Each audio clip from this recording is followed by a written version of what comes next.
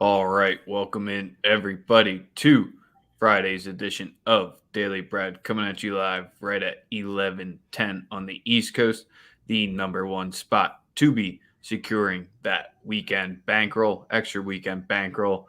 It's Memorial Day weekend, so everyone wants to be chilling. Let us do the hard work or the Diamond Club because the show is powered and sponsored by the rolling down at the bottom. Be sure to be hitting them up in the DMs if you want all that extra good stuff. As usual, we're live on Twitter at Daily Bread Media. We still can't feature your comments, but we see them. We appreciate you yelling into the clouds, whatever you want to call it.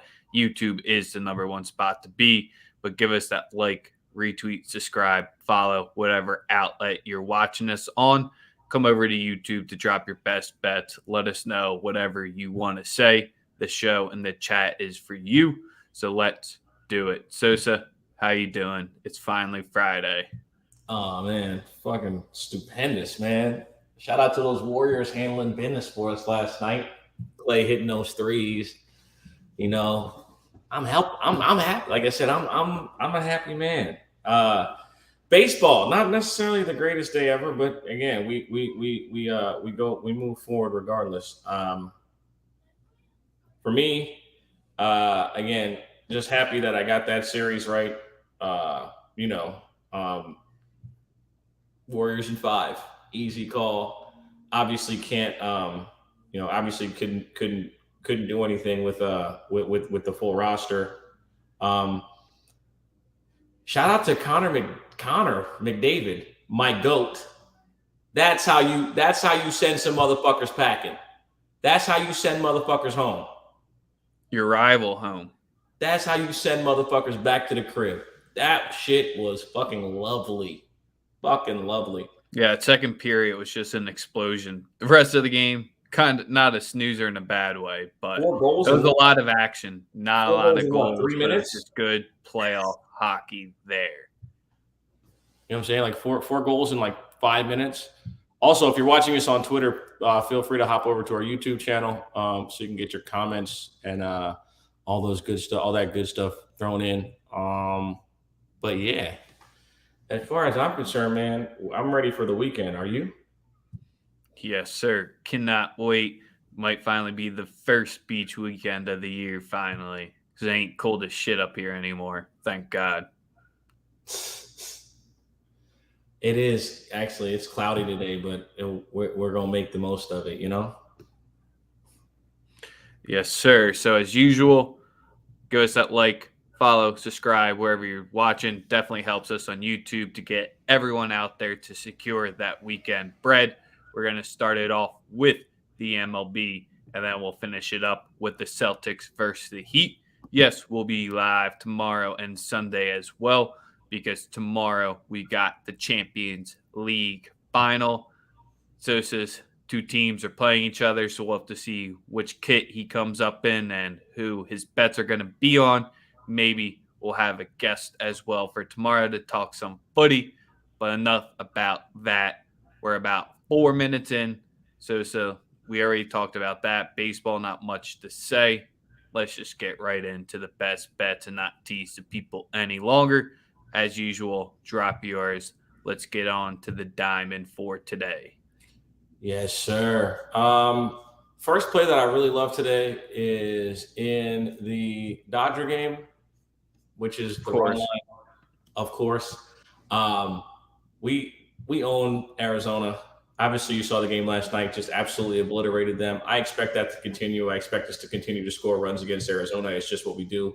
Um, Very seldomly do we not do that. That's my first play at minus 102. If you're scared, then don't bet it. But for me, I personally, I wouldn't be surprised to go minus 2.5 either. I'll probably bet the super run line as well. Um, when we lose like one every 8 games, so outside of two wins last week that weren't on the run line, um, 90% of our wins have been, or 94% of our wins have been by the run line or better. So if you're gonna bet the Dodgers, it makes no sense to take the money line. There's usually no value there. The one time we got their money line at under,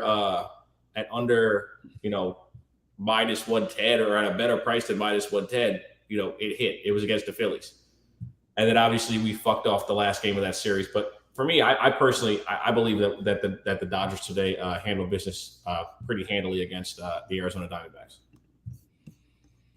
Oh, Phillies to make it 2 in a row. You're crazy, man, if you're going to do that. But they're about like 3 games under 500, so I guess you're not too crazy. It's just once they hit that 500 mark, that's when you start to fade them again because they are just a roller coaster of a squad. But it is Carrasco Day. A lot of people are talking about Carrasco, Sosa, so you got anything here in this one. 8.5 total. Seems like the people are liking the over here in the Phils. What are your thoughts? I'm gonna stay away from it. Yeah.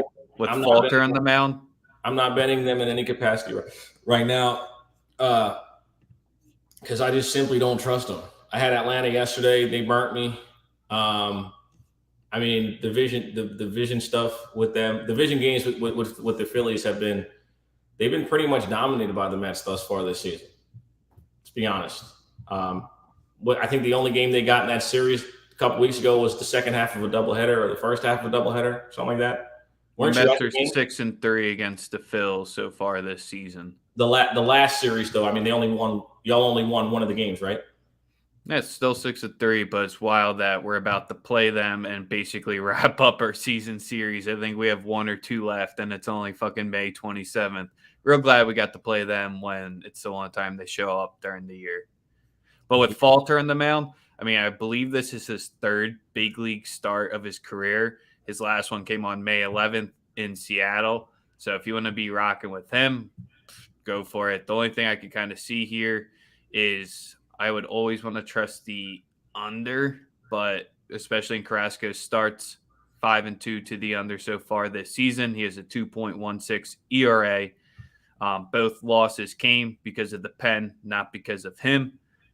Because he hasn't taken an L at home yet. So if you want to trust the Phils on travel with a guy who barely pitches, go for it. First, the next play I like today is the Tampa Bay Rays first 5 against the New York Yankees. Springs pitching for Tampa has been lights out. He's been very, very, very good for them. Shout out to Delphi Kamish. He was actually speaking on Springs and how Springs has performed as of recently. So we're going to ride with Springs first 5, minus 122, first 5 money line, Tampa Bay versus the Yankees. That's the second play of the day. Sosa, I'm feeling frisky. I think we fade Verlander. Exactly what I was expecting. The man with the 1.22 ERA. The under is 7-1 as the games he started. His squad is 6-2 overall. Hasn't allowed a run in his past 3 starts through his 19 innings, and we got Flexen at home. I mean, you can get the Mariners on the run line at plus 1.5 at even. But Flexen in his lifetime against the Astros is 0-5 with the 6.16 ERA. The M's are down. They ain't looking too hot. They can't even beat up at the A's at home. It just seems too easy. I think everyone's going to be on Houston, where I think might be a nice little contrarian spot. But what are your thoughts? The last thing Jer said is pretty much my thoughts. Why? Yep. I mean, like, I just explained everything out. It gets no more contrarian than this. I mean, if this, I don't know if I'm going to do it, but that's what I'm just saying. Everything just seems like the Astros win 10-0, but it's May 27th. It's game like 39-41 of the season. Yeah. I don't know. Maybe we just stay away from it. Oh, I don't hang out under the L, man. Come on, dog. You got to do better. You got to do better, Mike. That's that down Kensington. That's funny as shit. I don't know. The M's at home, it's like I'm saying, we're going to keep riding it out. The last 3 years, they're 72-58 at home. So far, they're 10-9 this season. if there is going to be a spot where they get him, it could be tonight. But, I'm going to keep looking for my M's at home, especially with Kira Lewis back in the lineup. Definitely another needed bat that they needed back for this season. Still getting his way back up, but I might have to buy a Mariners hat for how much I've been talking about them. Sosa, what you got for us next? The Red Sox are the hottest team in baseball. I lean towards them. Their team total over 5.5. I mean, they're a team that we talked about on Sunday Night Spaces when they came out just being completely trash. They're too talented to not figure it out. They're right back around 500. I look for the Red Sox to continue their tear here offensively. Trevor Story might be the best hitter in the history of baseball. The way he's been hitting the ball, Jesus Christ. Have they sent him a drug test yet? You think? Bro, I don't know, but he's for sure getting tested. He's been fucking amazing. Like he's been especially after that slow start. I mean, it takes a while sometimes. New city, new whatever. It does take a little bit, especially when you come out of Colorado. But shit, man, it looks like he's back in Colorado with the way he's batting. Absolutely. The next play that we're rocking with is the San Diego Padres on the run line. I like the San Diego Padres at home against the Pirates. Padres also perform well against this. They have a pretty good track record against Quintana. I'm going to roll with against the Pirates over the last 2 seasons. I'm rocking with the San Diego Padres minus 1.5 at plus 108. I think it ends up being an absolute ass whooping. Mm-hmm. Fade the Pirates on the road. Jared, you could bet them at the crib, but on the road, you know what the deal is. And that'll conclude everything for me. Probably gonna drop a couple Nerfies or something later, but that's all I got right now as far as baseball. Yeah, the only last thing I wanted to shout out right now is the Minnesota Twins are basically doing what the White Sox did last season. Just own that very subpar division, come out with a little bit of a fraudulent record, and it is what it is there because against division opponents so far, the Twins are 14-5. Yes, sir. That was about the last thing I saw here because that under 8.5 is kind of calling my name, but the last thing I feel like doing is relying on Bailey Ober and Brad Keller on a Friday night. Yep. Makes sense. All right. So make sure to give us that like, subscribe. Looks like the finals going to be starting, Monday, I guess? Maybe Tuesday? The second. Starts the second. Shit, to give them that much time off? Yeah. Finals don't start till the second. All right. So all the way till next Thursday. So that gives us plenty of time for a game 7, right? So we said that 8.5 means squat then. Just take the heat on the money line then if it's that much time. No.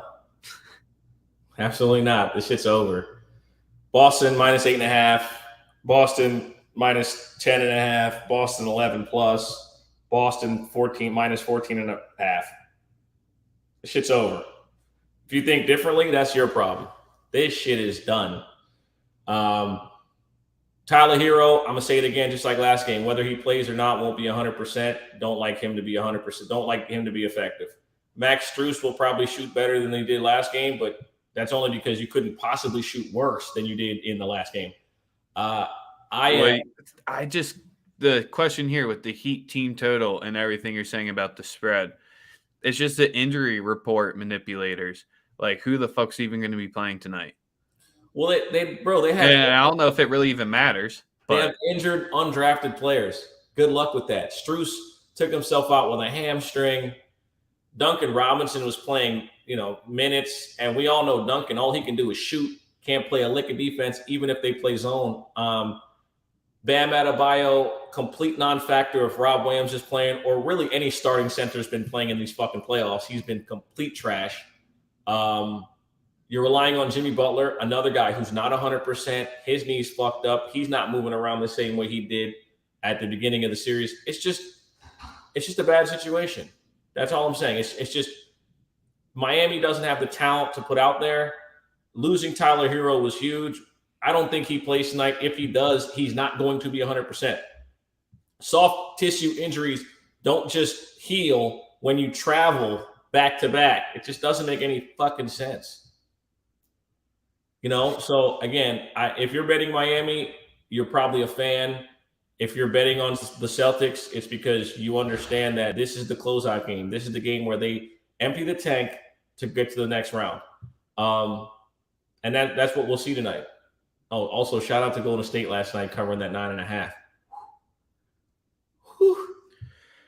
Yeah, at this game here, it's all the action's going to be on it tonight with nothing else sitting out there. It just seems just kind of like how we talked about the Astros. It seems way too easy for that 8.5 here due to exactly what you lined out.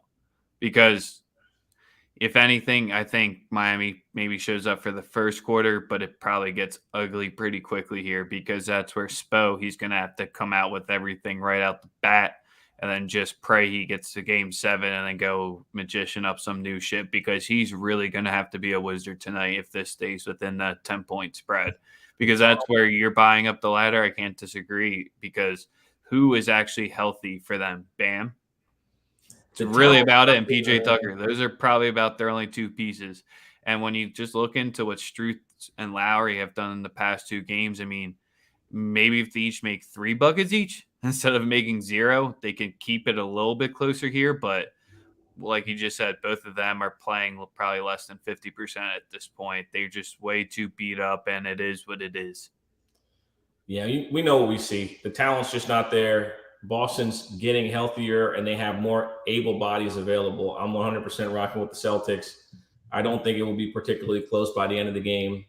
Whether you guys want to bet a first half, first quarter, y'all want to look into whatever, go ahead, check it out. But again, for me, it's Boston to cover and win. And I like Grant Williams to hit multiple threes tonight. That would be my only prop that I fuck with. I think that the role players will play well tonight, whether it's a couple of catch and shoot threes or him just getting you a few points. I like that to take place. And yeah, I just like Boston to escort them off the premises. It's over. So they know who the opponent is. They know who they'll be playing. I think that immediately gives them a level of motivation, knowing what's going on. I think it's pretty obvious, like that they're just better. They're better than the Heat. It's that clear. So I see Paulie's comments about the Celtics team total 104.5 or 105, depending on your book. I'm just going to run it back with what I did last night. I'm going to take the Celtics first half team total over 54 points. Let's go. Last night we played the Warriors first half over 57. We leaned the Mavs under, which just came through by the hook, and they covered the first spread with these. I think it's going to be quite similar than that. I think the Celtics get up to 60 once again tonight. They want to get it done early. Player props might die late, so try to buy into maybe whoever the hell you can get late on there. But year 7 was way too much talk on May 27th for me. A lot of year 7 talking to comments. Yeah, I don't know why. He stinks, but all right. If he's going to move the needle for you, then you got it. Yeah, the Bam slander is just because maybe he's still too young. Maybe he still needs to – it's just his offensive game. It's if you make him think for more than 2 seconds with the ball or make him do that against a competent center with any bit of size, you've just seen it be exposed in the playoffs. During the regular season where it's more run and gun, he's going to look clean like that. But, I mean, the Philly series was probably the easiest one to look at to see the differences. Bam Adebayo is grossly overrated. All right, here's a good question to end up the show. Who you taking, Ayton or Bam? If those are the only 2 pieces to build your center around, you got your future right now. Who you taking? Oh, next series? No, that's what I'm just saying. If you had to pick Bam or Ayton and your squad starts next season, the money's the same. Don't worry about that. You have to pick it to build your center. You have to keep them for 5 years. It'd be Ayton in a heartbeat. Listen, I like Bam Adebayo, but Bam Adebayo has 0 offensive skills that are like legit. Like Ayton can catch and shoot. He can play in pick and roll. He can post up. He got the little mid-range jumper. I think the biggest issue for Ayton is that he plays with a volume shooter in Devin Booker, and he lacks aggression at times. But I'll take the only reason I'm taking Ayton is because Ayton gives me much more multiple offensively. Bam can't catch and shoot. What about defensive wise, though? Does Bam have the edge on defense? Bam has edge defensively because Bam can switch everything. He's versatile. He's got quicker feet. Okay, but I'm taking if we're talking complete game. I don't really think it's particularly close. I think Ayton is better. I think if Bam got a max contract, Ayton's definitely getting one. Let's clear that up now. No, that's kind of why I wanted to go to this, because both kind of flamed out in the playoffs. Both had their games where they got their like 25 and 10 with these, and then others had issues. But I wouldn't say Ayton flamed out. See, Ayton got phased out based on how Dallas adjusted to Phoenix. Bro, you're telling me a max contract player can't get past Kleber and Bertans? Yes, because I'm telling you, it's matchups make fights, right?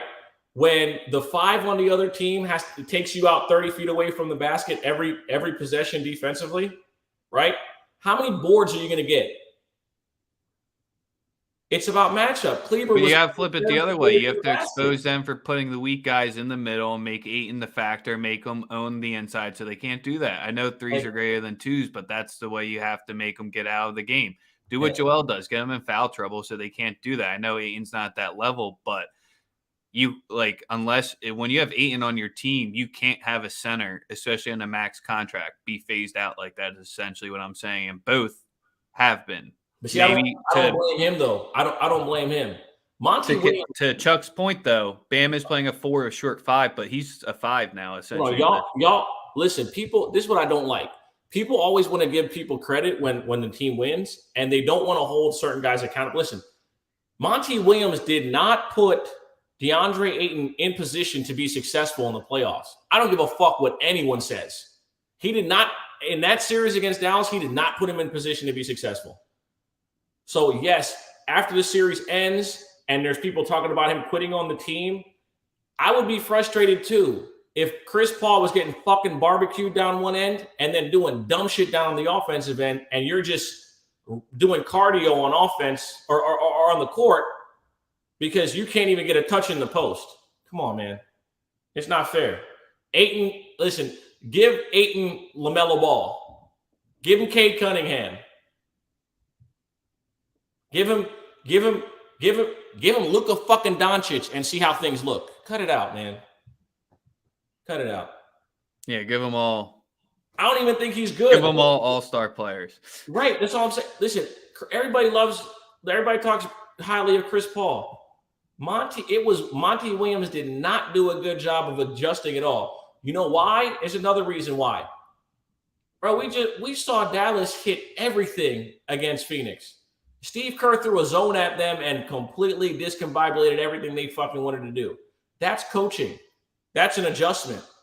Hey, isn't that what I said? Monty really never faced a good coach in the last season's playoff run and was helped by. That's what I'm saying. Monty was a little bit overrated. I think he learned this year, and then we're going to see a new look and a new energized Suns next season because of it. Because this was their look at Chuck lying. He's not going to Atlanta, dog. They just gave John Collins a shit ton of money. Capella still got years on his contract. Plus, why would he want to go play? Why would he want to go play with Trae Young? So he can just play. So they can just run high pick and roll all game with him, and he just become a lot. It's the funniest thing. He need to go to Charlotte. He need to go to Detroit or Dallas. Those are the three. Those three. DeAndre Ayton go to those 3 teams. He's an all-star next year. You know what would be the funniest shit ever though? If me and you were running this and this was around back in 2012 and fucking Ayton could be doing exactly what Tyson Chandler was semi-doing, and it wouldn't be an issue. It wouldn't. It really would not. Then you know who'd probably be good? There'd be a lot of more guys in the NBA, but that's today's show. A little fun, Bam versus Ayton to end the way. We started with the MLB best bets. Then we ran through the Celtics versus the Heat. We'll be back at you live tomorrow for the Champions League and MLB slate. No NBA until looking like the 2nd because Sosa says it's dead and dusted. I think you're only a Heat fan if you don't think so as well. Memorial Day weekend, tap in with us. We'll keep it under 20 minutes Saturday and Sunday because we know you'll be at the beach doing whatever you want to do. Get your plays real quick. But if you don't even have to worry about listening to us, go to the at the bottom. They're all right there. Like, subscribe. So anything before we out.